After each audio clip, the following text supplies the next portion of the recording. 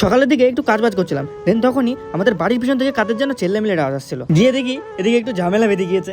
এই দেখো ইনি যাচ্ছেন ঝামেলা মেটাতে। আজকে যেহেতু ছিল শনিবার, মা আর বৌদি এদিকে ফল কাটছিল, বড় ঠাকুরের পুজো আজকে, মা আজকে পুজো দিতে হবে। আমিও স্নান টান করে রেডি হয়ে গেছিলাম, যেহেতু দোকান নিয়ে যাওয়ার টাইম হয়ে গেছিল। তারপর আমি আর বাবা মিলে দোকানটা গুছিয়ে নিয়ে চলে গেলাম দোকানটা জায়গায়। দেন আস্তে আস্তে দোকানটা ওপেন করতে থাকলাম।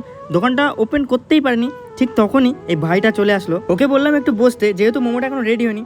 তারপর মোমোটা রেডি করে মোমোর উপর দিয়ে একটু বাটার টাটার লাগিয়ে রেডি করে ভাইয়ের হাতে তুলে দিলাম মোমোটা। তারপরে একটা ছোট টন চলে আসলো, ওইটা আর ভেজ মোমো খাবে, ভেজ মোমোটা রেডি করে ভাইকে দিয়ে দিলাম। আমাদের দোকানের সামনে যেহেতু বড় ঠাকুরের মন্দিরটা, ওখানেই মা পুজো দিতে গিয়েছিল, পুজো দেওয়া হয়ে গেছিলো, তাই আমার কাছে এসে প্রসাদ খেতে বলছিল। আমি বললাম এখানে খাবো না, এখানে যেহেতু চিকেন টিকেনের জিনিস আছে। দেন তারপরে এই ভাইটা চলে আসলো, শান্তনু ভাই। ভাইটাকে এক প্লেট চিকেন মোমো দেওয়ার পর সন্ধ্যের দিকে এই দিদি দুটো চলে আসলো আবারও। তারা অর্ডার করেছিল এক প্লেট কুরকুরে মোমো আর এক plate pan fry momo. Kurkure মোমোটার ক্লিপটা নিয়েছিলাম, কিন্তু প্যান ফ্রাই মোমো বানানোটার ক্লিপটা নিয়েছিলাম না। দেন তারপর রেডি করে দিদিদেরকে দিতেই সন্ধ্যার দিকে আস্তে আস্তে একটু কাস্টমার বাড়তে থাকলো। আমিও আগে আগে সবাইকে মোমো টোমো সার্ভ করতে থাকলাম। আস্তে আস্তে অনেকটাই রাত হয়ে গেল আর মোমো টোমো প্রায় শেষ। দেন দোকানটা বন্ধ করবো, ঠিক তখনই এই দাদাটা চলে আসলো, এক plate pan fry momo order দিয়েছিল। ঝটপট রেডি করে প্যান ফ্রাই মোমোটা দিয়ে দোকানটা আমি বন্ধ করে ফেললাম। ভিডিওটা এইটুকু ছিল, ভালো লাগলে লাইক করে দিও, কমেন্ট করে দিও। Tata, bye bye.